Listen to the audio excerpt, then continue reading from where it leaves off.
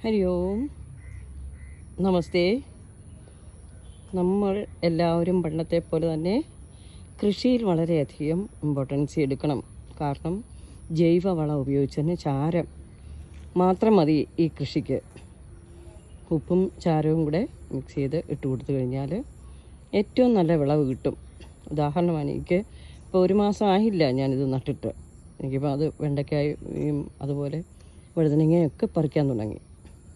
മുളക്, ഇനിയിപ്പം ഇതെല്ലാം കാബേജൊക്കെ നട്ടതേ ഉള്ളൂ, അല്ല ശരിയായി വരുന്നേ ഉള്ളൂ. അതിനകത്ത് നമുക്ക് ചെയ്യാവുന്ന ഒരു കാര്യം എന്ന് പറഞ്ഞാൽ, തലേ ദിവസത്തെ കഞ്ഞിവെള്ളത്തിനകത്ത് നമ്മൾ ഉപയോഗിക്കുന്ന വേസ്റ്റാക്കി കളയുന്ന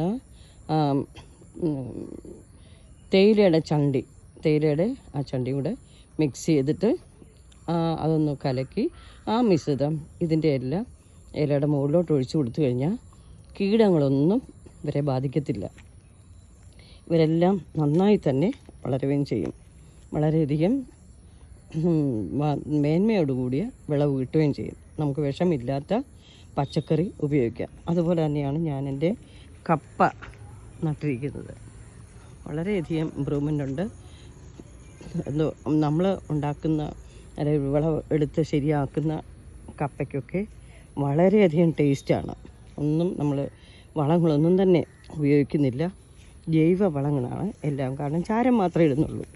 പിന്നെ അതുപോലെ കഞ്ഞിവെള്ളവും തേയിലയുടെ ചണ്ടിയും അതിങ്ങനെ മാറ്റി വെച്ചിട്ട് നമ്മൾ പച്ചക്കറിയുടെ വേസ്റ്റ് ഇതൊക്കെ എടുത്ത് വെച്ചിട്ട് നമ്മൾ ഇട്ടാൽ മതി. അപ്പോൾ ഇഷ്ടം പോലെ നമുക്ക് വിളവ് കിട്ടും.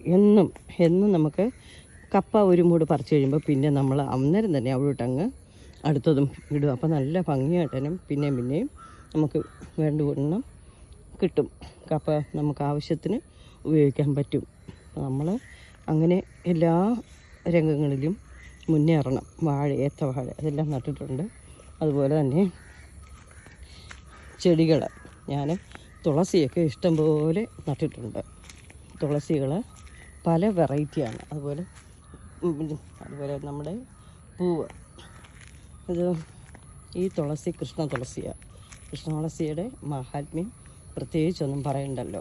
വളരെയധികം നല്ല രീതിയിൽ നമ്മൾ വെളിയിൽ നിന്നുള്ള പൂവുകളൊന്നും വാങ്ങി ദേവനും ദേവിക്കും സമർപ്പിക്കാതെ നമ്മുടെ ഈ തുളസിയുടെ ഇല തന്നെ മാല കെട്ടി ആ ദേവിക്കും ദേവനും സമർപ്പിക്കുന്നത് വളരെയധികം വിശേഷമാണ്. നമുക്ക് ആവശ്യത്തിനുള്ള പൂവുകൾ നമുക്ക് തന്നെ ക്ഷേത്രത്തിൽ കൊടുക്കാനുള്ളത്, നമ്മുടെ പൂജാമുറി വയ്ക്കാനുള്ളത് നമുക്ക് തന്നെ താനേ എല്ലാം ഉണ്ടാക്കാൻ പറ്റും. എൻ്റെ ഈ വീഡിയോ ഞാനിവിടെ തുളസി വളരെയധികം വെറൈറ്റിയുള്ള തുളസികൾ നട്ടിട്ടുണ്ട്. ആ തുളസിയൊക്കെ ആർത്ത് നല്ല ഭംഗിയായിട്ട് തന്നെ ഉണ്ടാവുകയും ചെയ്യുന്നുണ്ട്. പൂവുകൾ ഉണ്ടാകുമ്പോൾ അത് മണ്ടഞ്ഞുള്ളി മാറ്റിക്കഴിഞ്ഞാൽ വീണ്ടും നമുക്ക് നല്ല തുളസി തന്നെ ഇല ഞൊള്ളിയെടുക്കാൻ പറ്റും. എല്ലാവരും ഇത് അഡോപ്റ്റ് ചെയ്യണം. അതുപോലെ ഒരു മുറിവ്യൂട്ടി എന്ന് പറഞ്ഞൊരു സാധനം, ഭയങ്കര മരുന്നാണ് മുറിവ്യൂട്ടി. കാര്യം, ഒരു മുറിവുണ്ടായാൽ അപ്പോഴേ ഇതിൻ്റെ ഇല ശകലം പിച്ചിയെടുത്ത് അതിൻ്റെ നീര് ആ മുറിവിലോട്ട് വെച്ചൊന്ന് കെട്ടി വെച്ചാൽ അപ്പം തന്നെ ആ മുറിവ് എല്ലാം ഉണങ്ങിയിരിക്കും. ഞാൻ 2 ടൈപ്പ് ഇവിടെ നട്ടിട്ടുണ്ട്. വളരെയധികം ഇമ്പ്രൂവ്മെൻ്റ് ഉണ്ട്. എൻ്റെ കൈ കഴിഞ്ഞിടെ ഒന്ന് മുറിഞ്ഞു. പെട്ടെന്ന് വളരെയധികം മരുന്നൊക്കെ ഞാൻ ചെയ്ത് നോക്കി, പക്ഷേ ബ്ലീഡിങ് ഒന്നുമില്ല. പക്ഷേ ഈ മുറിവീട്ടി ഓടി വന്ന് ശകല ഇല റെഡിയാക്കി എൻ്റെ കൈ വെച്ചപ്പോൾ ആ ടൈം അന്നേരം തന്നെ ബ്ലീഡിങ് നിൽക്കുകയും ചെയ്തു. പിന്നെ എനിക്ക് ഒരു മരുന്നും ചെയ്യേണ്ടി വന്നില്ല. അങ്ങനെ എല്ലാവരും നമ്മുടെ ഈ പരിതസ്ഥിതി സംരക്ഷിക്കണമെന്ന് ഭഗവാൻ പറഞ്ഞ പോലെ നമ്മളെപ്പോഴും കർമ്മനിരതരായിരിക്കുക. അതാണ് ഭഗവത്ഗീതയെല്ലാം നമ്മളോട് ഉദ്ഘോഷിക്കുന്നത്. എപ്പോഴും നമ്മൾ കർമ്മം ചെയ്തുകൊണ്ടേയിരിക്കണം. ആ കർമ്മ ഫലാസക്തി കൂടാതെയുള്ള കർമ്മം. കാരണം ഇതിലൊന്നും നമുക്ക് പ്രത്യേകിച്ച് ഒരു ഇൻകമോ ഒന്നും അല്ലല്ലോ നമ്മൾ നോക്കേണ്ടത്. നമ്മൾ ഫലാസക്തി ഇല്ലാതുള്ള കർമ്മം ചെയ്യുക, അതാണ് നമുക്ക് ഏറ്റവും ശ്രേഷ്ഠം.